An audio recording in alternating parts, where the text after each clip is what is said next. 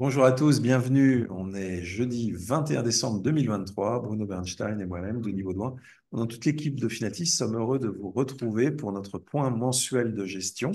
Ce sera le dernier de l'année 2023, l'occasion de nous retourner pour regarder ce que nous avons vécu ensemble sur l'année 2023 et de commencer à nous projeter sur l'année 2024. Commencer seulement puisque ce sera le mois prochain, donc janvier 2024, que nous ferons un point détaillé sur ce que nous pensons être les perspectives pour les investissements que nous faisons pour vous sur les marchés financiers. On passe tout de suite l'avertissement. Donc, je rappelle que cette réunion est enregistrée et sera diffusée sur notre site, sur notre chaîne YouTube et sera consultable à tout moment et servira de référence pour que vous vous souveniez de ce qu'on dira et pour nous dire vous avez eu raison, vous avez eu tort dans un an ou deux. Voilà. Donc, les performances d'abord. On a eu un très très beau mois de novembre. Les marchés d'actions ont beaucoup rebondi de part et d'autre de l'Atlantique. Nos fonds en ont bien profité. Notre fonds quantitatif Finaltis Efficient Beta Euro, mais ce sont les actions de faible volatilité de la zone euro labellisées ESG par LuxFlag est en hausse sur novembre de 5,9%. Finaltis Europe Sélection, donc notre gestion discrétionnaire d'actions de croissance rentable en Europe, éligible au PEA, je le rappelle, est en hausse de 8,9% sur le mois de novembre, portant sa performance à 16,8% depuis le début de l'année à fin novembre. Voir que décembre est également bon. Finaltis Titan, donc gestion flexible, investissant sur les valeurs Titan mondiales de croissance résiliente rentable, plus 13,1% depuis le début de l'année, 4,4% en novembre. Finatis Digital Leader, qui investit sur les grandes valeurs rentables du digital, atteint presque 41% à fin novembre, grâce à un mois de novembre de presque 11% de hausse. Et Finatis Gold, investissant sur les actions des minières aurifères, est en hausse en novembre de 12,7%, ce qui amène sa performance à plus 4,7% depuis le début de l'année. Je rappelle que tous nos fonds sont à présent labellisés SFDR8 puisqu'ils intègrent explicitement les critères extra-financiers. Si on fait un point à hier, le mois de décembre est également bon à ce jour. Les minières aurifères sont légèrement positives, en tout cas notre gestion depuis le début du mois. Finaltis Digital Leader est en hausse de 2,8% sur le mois de décembre, ce qui porte sa performance à presque 45% depuis le début de l'année. Finaltis Titan plus 2,6% depuis le début du mois de décembre, 16% depuis le début de l'année. Finaltis Europe Sélection plus 4,7% avec une performance à hier, depuis le début de l'année, de plus de 22%, et un mois de décembre qui démarre très bien pour Finaltis Efficient Beta Euro avec plus 4,5% pour une performance depuis le début de l'année de pratiquement 10%. Si, on ne va pas faire tous nos fonds, mais simplement Finaltis Titan, si on le compare à cet univers très compétitif, très fourni, avec beaucoup de concurrence, de l'allocation flexible monde, puisque Finaltis Titan n'est pas obligé d'investir, donc ce sont des actions de croissance, et du cash, quand ces actions que nous aimons beaucoup nous paraissent un peu trop chères. Donc il y a 1653 fonds au début de cette semaine, répertoriés dans la base Cantalis, et maintenant nous avons une performance qu'on pourrait afficher une performance depuis plus de 8 ans, puisque le fonds a été lancé le 15 juin 2015, donc il fait un peu plus de 8 ans. Eh bien, la surperformance est de 19% par rapport à sa catégorie, une catégorie très disputée. Alors, je vais passer la parole à Bruno, puisqu'on se devait de rendre un peu hommage et d'expliquer une des premières positions de notre portefeuille Berkshire Hathaway en rappelant son histoire. Donc, effectivement, Charlie Munger, vous l'avez sans doute, pour ceux qui s'intéressent à l'investissement, entendu dire que le 28 novembre dernier, ce titan de l'investissement est décédé. Donc, il allait fêter son centième anniversaire. Euh, et on voulait revenir sur sa contribution à un titre qui compte beaucoup dans nos portefeuilles, dans nos mandats, sa contribution à Berkshire Hathaway. Alors, on sait tous que les grands, ceux qui ont inspiré l'approche d'investissement de Warren Buffett, ce sont ses profs de finance, Benjamin Graham, un peu moins connu, David Dodd. Donc, ces deux professeurs de Columbia sont en fait les papes de l'analyse fondamentale. Ils ont inventé des concepts très, très importants dans la finance, comme la valeur intrinsèque, la marge de sécurité. Donc, c'est vraiment tout tout investisseur qui s'intéresse non pas à l'analyse technique, mais à l'analyse fondamentale des entreprises et à la formation des cours de bourse, à un moment ou à un autre, lise soit The Intelligent Investor de Benjamin Graham, soit Security Analysis, qui cette fois-ci est co-signé Graham et Dodd. Ce qu'on sait un peu moins, c'est qu'en 59, alors que Warren Buffett a déjà démarré très tôt, hein, vous savez que bon, il a les actions est quelque chose qui l'intéresse et il a acheté les premières à 13 ans et il dit que son plus grand regret dans sa vie, c'est de ne pas avoir acheté des actions plus tôt. Donc il a été très précoce et en 59, alors que son affaire commence à se lancer, qu'il est déjà un investisseur professionnel, c'est le début d'une bromance, comme on dit, lors d'un dîner en ville. Il rencontre Charlie Munger, qui est dans une autre, complètement dans un autre domaine. Hein. Il est avocat, mais en fait, il a un cerveau qui fonctionne aussi très vite, comme celui de Charlie Munger, et leurs deux cerveaux réunis leur permettent de faire des étoiles. Et Charlie Munger finalement, c'est lui qui a inspiré ou orienté Warren Buffett vers les valeurs de très grande qualité, en disant à son ami Warren, bah, la valeur intrinsèque, c'est important, l'écart de la marge de sécurité, c'est important, mais le plus important, c'est la qualité de l'actif qu'on achète, même si on le paye au moment où on l'achète, peut-être légèrement un peu cher, mais bon, la qualité a un certain prix, comme chacun sait. Voilà, donc l'approche de Warren Buffett, c'était, il l'explique dans cette citation, c'était un cigar butt habit. Donc, il imageait comme ça, je me balade dans la rue et si je vois dans le caniveau un vieux cigare où il reste, où je peux tirer une dernière taffe, je me baisse pour le ramasser et cette dernière taffe m'aura quasiment rien coûté. Et c'est clairement l'approche de Berkshire Hathaway a beaucoup dévié de cette approche deep value, on va dire. Et ce qui résume le mieux, en fait, l'aventure Berkshire Hathaway, c'est cette citation qu'on doit à Charlie Munger. Il vaut mieux acheter un business magnifique à un prix correct qu'un business correct à un prix fantastique. Voilà. Et je dois dire que cette philosophie d'investissement nous inspire beaucoup. Alors, il y aura, je vous rassure tout de suite, ils n'auront pas d'héritier. Je ne sais pas si un duo de ce type-là, je ne sais pas s'ils arrivera à nouveau dans l'investissement, mais en tout cas, on est nombreux, et chez Finaltis, c'est le cas, nombreux investisseurs s'inspirent de ces deux géants de l'investissement qui gèrent avec une toute petite équipe 780 milliards d'euros, une boîte qui capitalise aujourd'hui 780 milliards d'euros. Si vous leur aviez confié 1000 euros dans les années 60, vous seriez à la tête d'une fortune de 18 millions aujourd'hui. Et il y a bien sûr, comme dans tous les holdings, puisque la moitié du portefeuille, c'est des titres non cotés, l'autre moitié des titres cotés, il y a bien sûr, comme dans tous les holdings, une décote de holding, puisque la valeur d'actifs de Berkshire Hathaway, c'est aujourd'hui 1 trilliard de dollars et la société ne vaut en bourse que 780 milliards. Donc, c'est Warren Buffett lui-même qui l'a dit, surtout soyez actionnaire de Berkshire Hathaway le jour où je meurs. Et en fait, ce qu'il nous explique là, c'est que probablement, sans Charlie Munger et sans lui, Berkshire Hathaway sera vendu en appartement. Il y aura des mandats qui arriveront dans des grandes banques et cette vente par appartement fera que la valeur pour les actionnaires historiques de Berkshire Hathaway montera encore à cette occasion.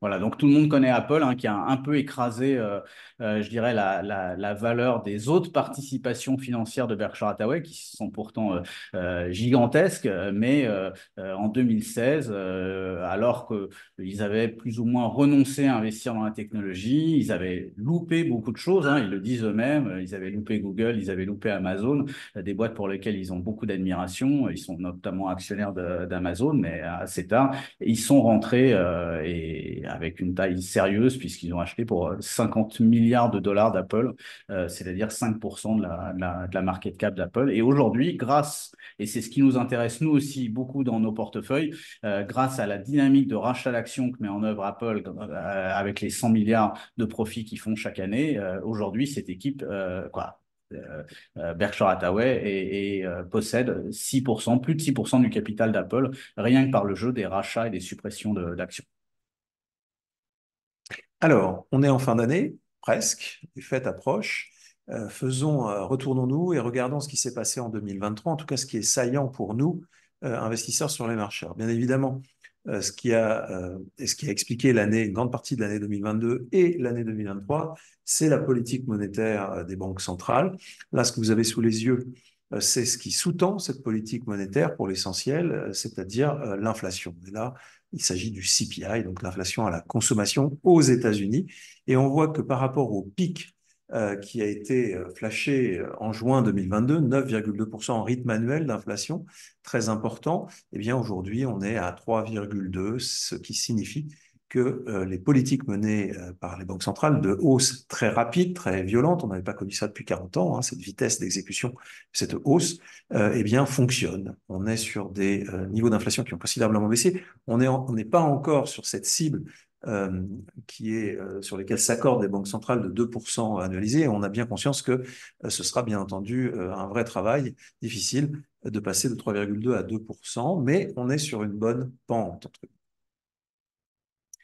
Donc, la question que tout le monde se pose et qu'on continuera à se poser pour 2024 parce qu'elle changera la tonalité considérable, changera la tonalité selon la réponse qu'on apportera à cette question de l'année 2024, eh bien, est-ce qu'on est en fin d'un cycle de resserrement monétaire? Pourquoi? Pour se poser nous la question, eh bien, parce que les banques centrales elles-mêmes ont marqué une pause. Ça fait plusieurs sessions, ça fait plusieurs réunions consécutives que les banques centrales, tant de ce côté-ci que de l'autre côté de l'Atlantique, n'agissent plus et n'augmentent plus leur taux. Donc, est-ce qu'on est à la fin de ce cycle de resserrement monétaire? C'est ce que semblent penser les marchés. On le voit ici illustré en bas à droite sur cette page. Le Standard & Poor's 500 est en hausse. Donc, les opérateurs de marché semblent considérer qu'on s'approche, voire qu'on est de ce cycle de resserrement des taux. Voilà. Donc, on voit sur la gauche, en bas à gauche, qu'il y a effectivement un lien entre les valorisations des actions et les taux. Alors, comme souvent, les indices cachent une réalité bien plus complexe et en l'occurrence, cette réalité, cette année, ça a été la dispersion des performances entre secteurs, entre valeurs. Donc, bien sûr, 2023 restera comme l'année de l'IA. La fin 2022 était déjà l'année de l'IA. Donc, l'IA, c'est une technologie qui a été formalisée il y a des dizaines d'années, hein, mais l'arrivée de l'IA dans notre vie quotidienne, c'est vraiment maintenant que ça se passe. Donc, ça a beaucoup aidé le secteur de la technologie et ça a même permis à ce secteur finalement de commencer à monter bien avant qu'on parle du pic des taux sur la Fed. En revanche, sur des secteurs qu'on aime beaucoup hein, par ailleurs chez Finatis, comme la santé, les biens de consommation courante, ça a été beaucoup plus compliqué. La dispersion, hein, une manière de la mesurer aussi, c'est de regarder d'extraire en fait du S&P les 7 plus grandes entreprises technologiques du monde et on se retrouve avec un S&P qui ne monte plus de plus de 21%, mais qui ne monte plus que de 9%, puisque la performance des valeurs, donc vous voyez les logos en haut à gauche, la performance de ces valeurs, c'est 72% en moyenne. Alors, bien sûr, avec l'explosion de Nvidia et la très forte hausse de Meta, qui, il faut dire, a fait une année 2022 boursièrement, en tout cas, assez calamiteuse. Alors, autre angle pour voir la dispersion, sur la slide suivante, là, en fait, on vous a mis 6 titres qui ont une caractéristique, c'est que ce sont des titans. Donc, par définition, c'est des titres qu'on aime. Et pour vous montrer que même dans un univers très qualitatif, de boîtes rentables, y a des écarts de performance qui sont très impressionnants en 2023. C'est plutôt une bonne nouvelle pour les investisseurs en actions pour aborder 2024, puisque on a un certain nombre de moteurs qui ne se sont pas allumés, hein. Donc, nous, non seulement on pense que le moteur Microsoft, Alphabet, Apple, pour ne citer que ces trois-là, va continuer à fonctionner, avec notamment comme dynamique l'IA et tout le pricing power qu'il y a derrière ces technologies pour offrir des produits encore plus sophistiqués à des clients. Mais on pense que si on a une normalisation sur les taux, et comme vous l'avez dit, Denis, c'est quand même bien en route, ça va aider énormément des titres comme Nestlé, Johnson & Johnson ou Procter & Gamble. Voilà, même variation sur le même thème, hein. Donc nous, un de nos mantras chez Finaltis, c'est on peut acheter des cours cassés de sociétés qui vont très bien, ne jamais s'intéresser à des sociétés qui vont mal. Donc dans cette optique-là, là vous avez le nom de 5 sociétés qui vont très bien, qui ont même, c'est la barre verte, ont même affiché des croissances de chiffre d'affaires sur l'année 2023 et qui pourtant, comme vous voyez là, vont faire, sauf grand changement dans les quelques jours qui restent, vont faire une année boursière très médiocre en 2023. Et dernier point, vous voyez, on voulait vous mettre en avant la valorisation. Donc là, c'est bien sûr pas le cours de l'action, c'est la valorisation, le PER de l'action. Et vous voyez que Nestlé traite un plus bas de 5 ans en multiple autour de 18 fois les résultats. Et que Pernod Ricard traite sur des niveaux aussi très stressés, hein, qui sont équivalents au Covid. C'est assez étonnant. Et c'est 2 titres qui figurent, sur lesquels on s'est renforcé, comme vous le verrez un peu plus tard dans cette présentation, en cette fin d'année.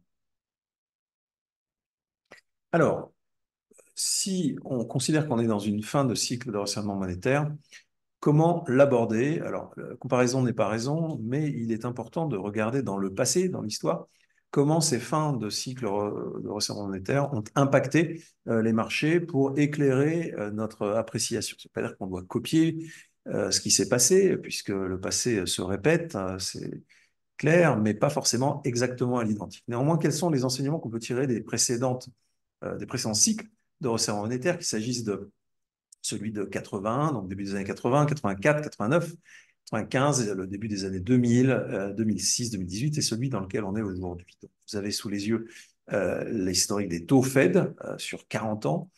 Si on regarde les cycles, donc 6 cycles de resserrement monétaire, on a en mai 1981 le premier de cette période. On voit que dans les 6 mois qui ont suivi, les 12 mois qui ont suivi, les 3 ans qui ont suivi, 5 ans qui ont suivi, pour chacun de ces 6 cycles qui précèdent, 7, pardon, qui précèdent ceux qu'on a connus aujourd'hui, eh bien, on a eu en règle générale, à une exception près, à un horizon de 2 ans, 3 ans, des performances des marchés. Là, on parle du marché américain, hein, du SP 500, qui ont été bonnes, voire très, très bonnes. Une autre façon de le regarder, donc avec des courbes cette fois-ci, vous regardez, donc en dehors du cas du crack des technologiques en 2000, qui n'a pas été suivi, dans la fin du cycle de resserrement monétaire n'a pas été suivi d'un rebond pour des raisons très liées justement à la particularité des hausses sur les valeurs technologiques. Eh bien, dans les autres cas, on a eu des marchés qui, historiquement, en fin de cycle, et lorsqu'on sortait de ce cycle de resserrement, ont fortement rebondi dans l'année, les 2 ans, les 3 ans qui ont suivi. Là, ce sont des chiffres à 2 ans, 24 mois. Alors, autre question aujourd'hui, où est-ce qu'on en est? Les fameuses valorisations, on entend parfois, souvent, trop souvent, la phrase les marchés sont trop chers. Bon, alors est-ce qu'ils sont trop chers? Donc là, vous avez les PE, hein, les fameux PER en français. On les a mis sur des marchés différents, ceux qui peuvent nous intéresser chez Finatis. D'abord, parce que nous sommes français, on a mis le CAC 40, qui est un indice qui ne nous intéresse pas beaucoup, mais enfin, bon, qui est une référence souvent. Et puis des indices plus globaux, donc le Standard & Poor's 500 et le Nasdaq notamment. Eh bien, on voit qu'on n'est pas du tout, même s'il y a une remontée récente, sur des niveaux de PE, de PER très importants, trop importants à notre avis. Et puis, n'oublions pas qu'il y a ce fameux phénomène qui est tout devant nous, qui est la réactualisation à chaque début d'année de ces PE, puisque les projections vont s'updater, être mises à jour d'une année. Donc, on ne se projettera plus sur 2024, mais sur 2025. Et donc, mécaniquement, pour les entreprises qui nous intéressent, nous, qui sont des entreprises de croissance, qui se projettent dans un certain niveau de croissance, eh bien, on va avoir mécaniquement ces PE qui vont baisser par ce jeu calendaire. Alors, chez Finaltis, on a aujourd'hui une gamme de 3 fonds en gestion discrétionnaire sur 6 fonds au total. En gestion discrétionnaire, on a bien sûr Finaltis Titan que nous gérons depuis le 15 juin 2015. Il a été rejoint et complété par le fonds Digital Leader que nous gérons depuis décembre 2015 sur la surcroissance digitale rentable, hein. On ne transige jamais sur la rentabilité chez Finaltis. On ne sait pas valoriser une entreprise qui perd de l'argent.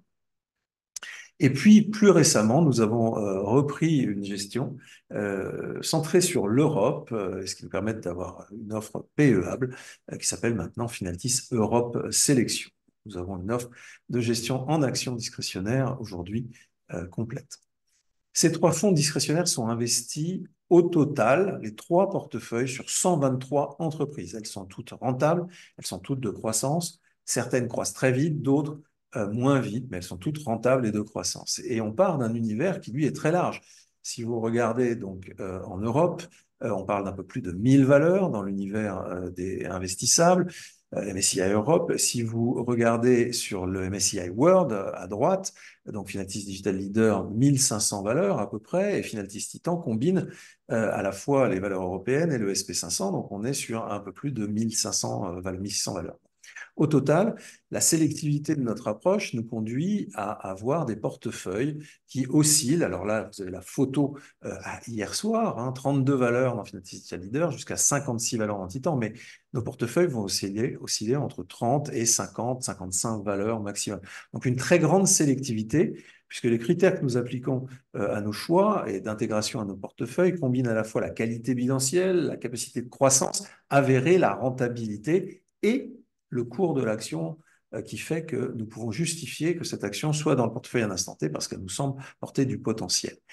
Ce qui est important, c'est que ces trois fonds n'ont pas de recouvrement très important, puisque sur ces 123 entreprises, seules 3 sont présentes dans les trois portefeuilles. Ce sont des titans digitaux européens ou cotés en Europe, comme Accenture, qui est une valeur cotée en Irlande, même si elle est bien entendu dirigée depuis les États-Unis. Et puis, on a au total 20 autres valeurs qui sont présentes dans 2 de ces portefeuilles. Mais on a donc 100 valeurs qui ne sont présentes que dans un seul de ces portefeuilles. Et vous avez donc une offre chez Finaltis avec ces 3 portefeuilles qui est très différente, avec un angle qui est le même, bien sûr, sur le style d'investissement, puisque nous ne choisissons que des entreprises, je le répète, rentables et de croissance, mais l'angle que l'on privilégie pour chacun de ces fonds, un angle géographique ou un angle thématique large, le digital, ou un angle de résilience, celui des titans, fait que nous avons une grande, finalement, diversité dans nos portefeuilles. Et les performances sur ces 3 fonds sont très différentes, elles sont toutes cette année significativement en hausse. Alors, Alors, un tout petit point sur Amplifon. Alors, ce format de webinaire est bien sûr pas le bon pour faire de l'analyse financière en ouais. profondeur, mais ça nous paraît, par rapport à notre nouvel enfant qui est Finaltis Europe Sélection, ça nous paraissait important de vous illustrer le type de sociétés qui peuvent rentrer dans le portefeuille, qui peuvent parfois être plus petites que ce qu'on a l'habitude de type de market cap qu'on a l'habitude de traiter chez Finaltis, mais vous verrez qu'on ne fait aucune concession à la qualité. Alors, petit, c'est façon de parler, puisque Amplifon, c'est un leader mondial, c'est quand même une capitalisation boursière de près de 8 milliards et c'est un chiffre d'affaires de 2 milliards. Donc, c'est une société de classe mondiale, on va dire. Donc, en fait, nous, ce qui nous intéresse sur un titre comme ça, c'est de surfer en quelque sorte sur un macro-thème très, très puissant qui s'appelle l'équipement de la population mondiale en prothèses auditives. Donc, tout le monde ne sera pas équipé, mais il s'avère que il y a 2 moteurs de croissance très puissants. D'abord, le sous-équipement dans les pays développés, parce que pour des raisons diverses et variées, beaucoup de personnes qui auraient les moyens de s'équiper avec des aides auditives, en fait, n'en sont pas pourvues. Et bien sûr, un champ énorme dans les pays émergents. Cette histoire Amplifon nous fait furieusement penser à l'histoire des Silors. On est à peu près sur les mêmes fondamentaux et on espère qu'Amplifon aura le même parcours et le même succès qu'Essilor, sachant qu'ils ont déjà, ils peuvent déjà faire valoir des chiffres et des croissances absolument remarquables.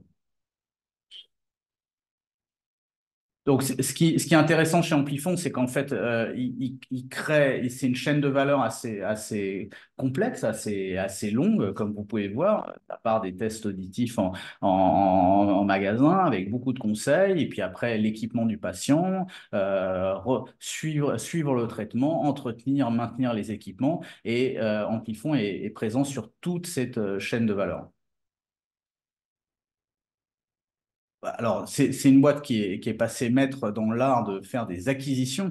Donc, en bon français, c'est les rois du build-up hein, dans le domaine de l'aide auditive. Donc, ils ont une verticale qui est très claire. Hein. Ils ne font rien d'autre que de travailler sur cet écosystème de l'aide auditive, mais ils le travaillent aussi bien en distribution que sur les équipements physiques. Les deux gros chantiers en termes de diversification géographique sur ces dernières années, ça a été l'Australie où ils ont fait une acquisition et puis bien sûr un marché chinois qui est très très prometteur. Voilà, donc là, vous voyez les chiffres, les croissances d'Amplifon, c'est de chiffre d'affaires, c'est exactement ce qu'on aime voir, c'est-à-dire une boîte qui est capable d'absorber le choc du Covid très très bien, puisque vous voyez que la baisse de chiffre d'affaires est tout à fait correcte, on va dire, compte tenu du choc lié au Covid. Et voilà, c'est une boîte qui retrouve un rythme de croissance très beau et on a une belle diversification géographique et beaucoup d'innovation. On adore l'innovation rentable, c'est-à-dire que chez Finalpis, on n'est pas prêt à soutenir une entreprise qui perdrait beaucoup d'argent pour innover. Chez Amplifon, vous avez le beurre et l'argent du beurre, vous avez beaucoup d'innovation et une boîte qui est très très rentable. On peut dire que quoi, ce sont en fait les inventeurs de la prothèse auditive digitale qui améliore beaucoup le confort des utilisateurs. Et aujourd'hui, il y a une explosion technologique dans ce domaine-là. Une prothèse auditive, aujourd'hui, vous pouvez régler sa sensibilité, la qualité du son, de très nombreux paramètres, tout simplement avec un téléphone portable ou une tablette. Voilà, et vous voyez que là, on a affaire aussi à cette fameuse maladie du court cassé et de l'entreprise qui va très bien, puisqu'on a toutes les lignes du compte de résultats sont en hausse assez remarquable sur les dernières années. Et pourtant, c'est un titre qui a pas mal souffert boursièrement et c'est lié bien sûr aussi à la hausse des taux et pas du tout mais Amplifon n'a pas du tout démérité ces 2 dernières années en termes d'activité commerciale. Alors, après ces points particuliers, parlons des différents fonds et de leur performance et de ce que nous avons fait sur ces fonds depuis notre dernier comité le 20 novembre dernier. Donc, en commençant par Finaltis Titan, donc un fonds flexible qui investit dans les valeurs Titan de croissance résiliente dans le monde, classé SFDR8 depuis plusieurs années, dont la performance depuis le début de l'année est à avant-hier, de 16%. Alors, on a été très actifs. On a été très actif sur le mois. On finit l'année très investi. C'est la courbe grise. Donc, vous voyez on est resté investi à peu près toute l'année. On a étonné beaucoup nos investisseurs en démarrant l'année avec une très, très forte exposition. Je vous rappelle l'état d'esprit début 2023. Il était assez calamiteux. On essaye de se protéger de ça d'une manière très, très simple. Nous, on regarde les entreprises, les chiffres, le bilan, les croissances attendues, et ça nous permet de ne pas sombrer dans le market timing, voire dans la dépression. Donc, ça nous a permis d'être très, très investi au cours de l'année, une année particulièrement difficile, puisqu'il y a eu beaucoup des hausses très concentrées sur certains mois. On pensera à janvier, novembre, décembre, et beaucoup de market timers s'y sont cassés les dents. Voilà, donc là, bien sûr, on ne va pas vous détailler tous les mouvements qu'il y a eu sur Titan entre le 20 novembre et le 20 décembre. Bon, on rappelle à chaque comité, vous allez me dire, mais on rappelle qu'il n'y a pas de commission de mouvement chez Finaltis. Donc, on ne fait pas de chiffre d'affaires quand on achète ou quand on vend des actions, que ce soit sur les mandats, sur les fonds, sur les AMC, sur tous les supports qu'on utilise. Il n'y a jamais de commission de mouvement chez Finaltis. Donc, une manière d'être prudent dans notre approche, c'est d'acheter des actions. Voilà, c'est notre manière à nous d'être prudent et d'acheter des actions qui nous paraissent avoir beaucoup de valeur intrinsèque et une marge de sécurité, hein, pour reprendre les approches grahamiennes. À ce titre, il nous paraît bon de nous renforcer sur Nestlé, Procter et Johnson LVMH, des titres qui ont eu une année 2023, des entreprises qui ont eu une année boursière 2023 un peu difficile. Et l'argent pour faire ces investissements ou ces renforcements, on l'a trouvé en sortant ASML, qui a fait un très beau parcours. On reste très présent, comme vous le verrez, dans Digital Leader et dans certains mandats sur ce titre, mais on l'a plus dans Titan. On a pris tous nos profits sur Salesforce aussi, qui a fait un parcours absolument incroyable. Et on a écrété aussi des titres qui ont énormément monté sur les dernières semaines, comme Bank of America ou Librit. Le top 10, vous l'avez sur la droite, donc Berkshire Hathaway, on vous l'avait dit, c'est un titre très important chez nous. Finalty, ce n'est pas une maison value, on va dire, mais on aime bien déléguer, je dirais. Il y a beaucoup d'approches value auxquelles on ne croit pas. Il y a une approche value à laquelle on croit pas mal, c'est celle de Berkshire Hathaway, parce que c'est de la value dans la qualité. Et souvent, ce titre est assez décorrélé de pas mal d'autres titres qu'on a en portefeuille, donc il est très utile à ce titre. Et sur le mois, on a Nestlé qui reste dans des bas eaux, donc voilà, Nestlé 93 Suisse, c'est pas cher selon nous. Selon notre analyse, l'avenir le dira, comme l'a dit Denis, la présentation enregistrée, donc vous pourrez vous moquer de nous si elle divise par deux, mais c'est pas du tout notre scénario. Sur certaines belles endormies comme Estée Lauder, c'est pourtant une petite ligne dans Titan, mais une performance assez extraordinaire sur les dernières semaines. Voilà, et un fonds qui reste très investi sur la technologie, les biens de consommation et la santé. Alors, Finaltis Digital Leader, on parle beaucoup de digital chez Finaltis, c'est normal puisque c'est un driver de croissance mondiale essentiel. 2023, c'est l'année, ça a été boursièrement en tout cas l'année de l'intelligence artificielle, on nous l'a rappelé, donc plus 44,7% de performance sur Digital Leader. Là aussi, on a été très actif sur ce fonds très investi qui est, je le rappelle, CDR 8. Alors là, on va pas détailler les mouvements, hein, juste quelques mots pour vous dire qu'il y a eu des parcours encore plus impressionnants que dans le marché en général, dans la technologie. Trois titres qui ont eu sur les 6 dernières semaines, qui ont monté entre 50 et 60%, AMD, Shopify et Charles Schwab, qui sont des titres sur lesquels on a écrété significativement pour aller faire du défensif dans le digital avec Amazon, Apple, SAP. Et on a initié à la fois dans Europe Sélection, donc il y a beaucoup d'économies d'échelle, même si les fonds sont très différents, mais quand on produit le lourd travail pour initier un nouveau dossier comme Spotify et non pas Shopify, hein, c'est deux sujets complètement différents. Là, pour le coup, ce titre-là, on l'a rentré à la fois dans Digital Leader et dans Europe Sélection. Voilà, donc le top 10, c'est que du digital. Vous voyez c'est pas juste, l'idée n'est pas d'aller investir sur toutes les grosses market cap digitales. Vous remarquerez sans doute l'absence de deux géants du digital dans notre top 10, que sont Nvidia et Meta. Voilà, donc Digital Leader est tout sauf un tracker digital. C'est vraiment un fonds digital prudent, à condition vous puissiez, dans votre approche et par rapport à votre caractère, accepter un niveau de volatilité très, très significatif. Sur le mois, Tesla est la première contribution. Tesla fait une très bonne année boursière et bien sûr, les dernières vidéos sur le robot Tesla, qui était presque je dirais, une blague il y a quelques mois, quand un homme déguisé en robot était venu danser à côté d'Elon Musk. Bon, franchement, quand on est actionnaire de Tesla, ça nous a pas fait sur le coup tellement plaisir. On trouvait ça même un peu ridicule, mais encore une fois, Elon Musk fait ce qu'il veut, il est propriétaire. Et en tout cas, derrière, nous, ce qui nous intéresse, c'est qu'il délivre. Et ce qui s'annonce sur la robotique chez Tesla est absolument faramineux.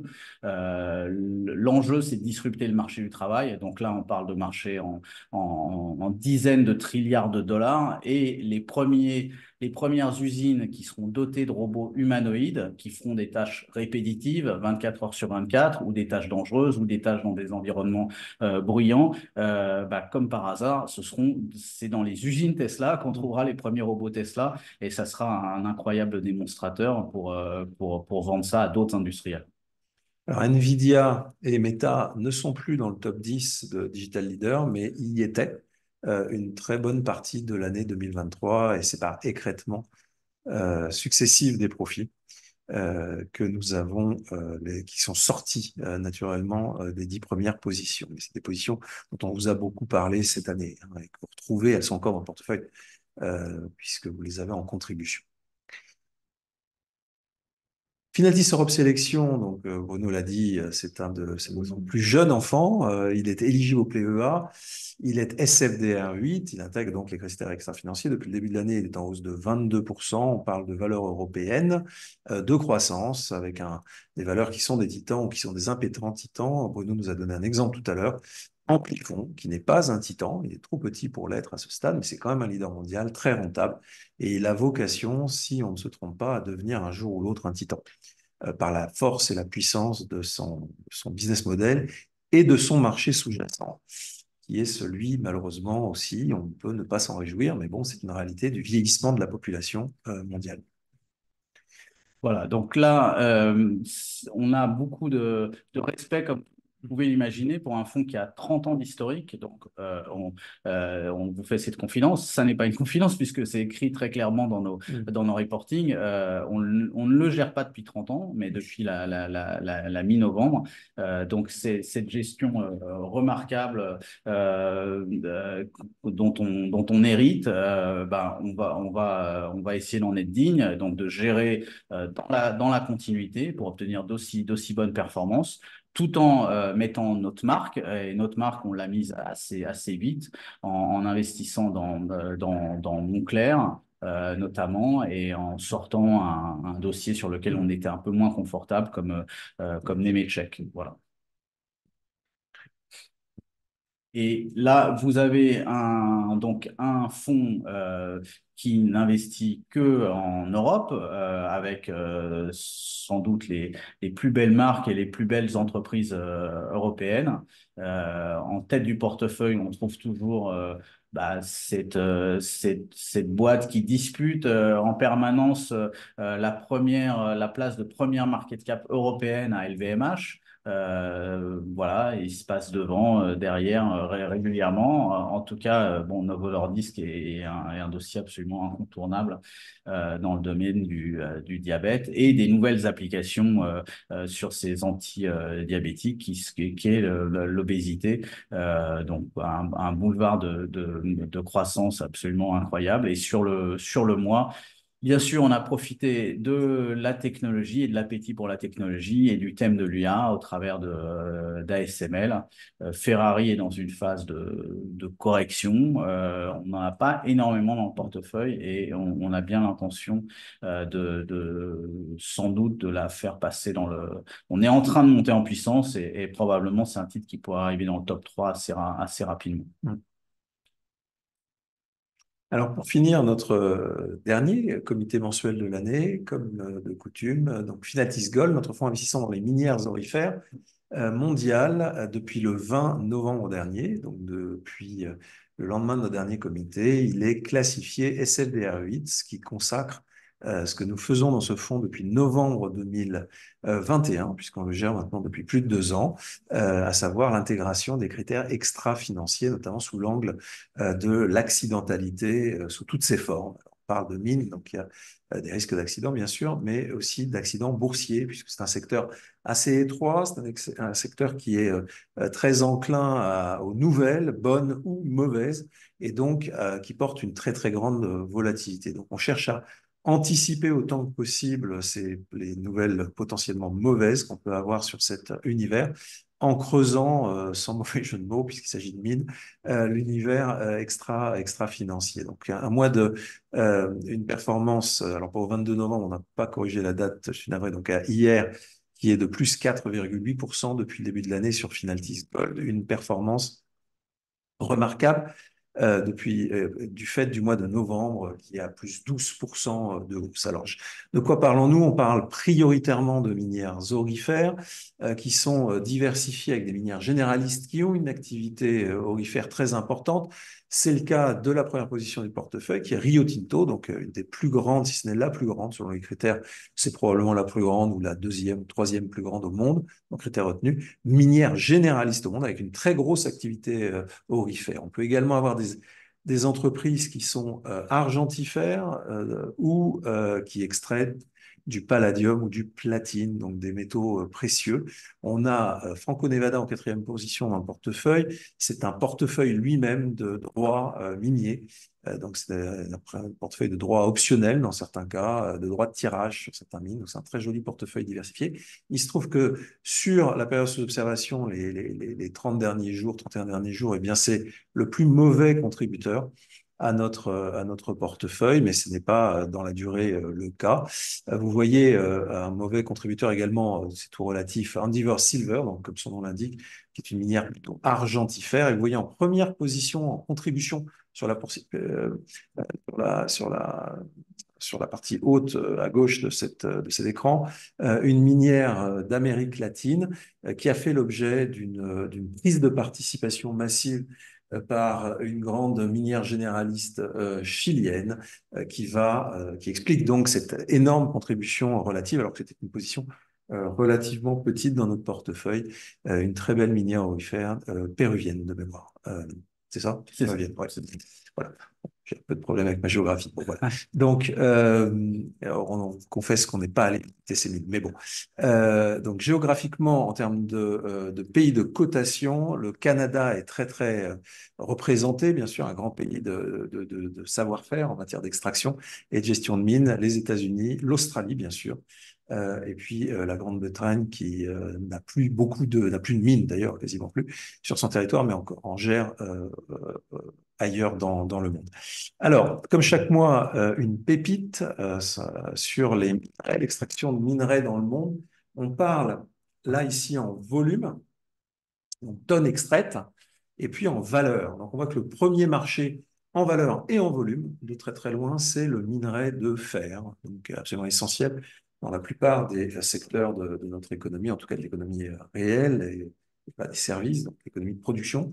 Mais le deuxième marché d'extraction au monde de minerais, en valeur, pas en volume, c'est l'or, avec presque 200 milliards de dollars annuels en valeur. Voilà. Donc là, vous avez sous les yeux les 10 principaux marchés. On n'a pas forcément en tête que le plomb est si loin derrière l'or, ou le nickel si loin, ou le zinc, etc., si loin derrière l'or. Et on n'a pas forcément en tête que dans les 10 plus grands marchés au monde, le molybdène, donc qui est un métal très important, mais peu connu, en tout cas du grand public et en dehors des cercles spécialisés. Voilà. Donc, on insiste beaucoup chez Finaltis et on espère le montrer encore aujourd'hui sur l'infographie, sur le fait de partager l'information. Finaltis, c'est explorer des idées, c'est partager de l'information, c'est ce qu'on fait ensemble, et puis c'est investir l'argent que vous nous confiez. C'est ce que nous essayons de montrer chaque mois. On est capable non seulement d'investir, d'avoir des résultats, mais également de partager cette information et de lui donner un sens, ce qui nous paraît extrêmement important. On en a terminé, on a même respecté ce qui est quasi miraculeux, comme quoi on finit par être bien entraîné, notre agenda, 45 minutes.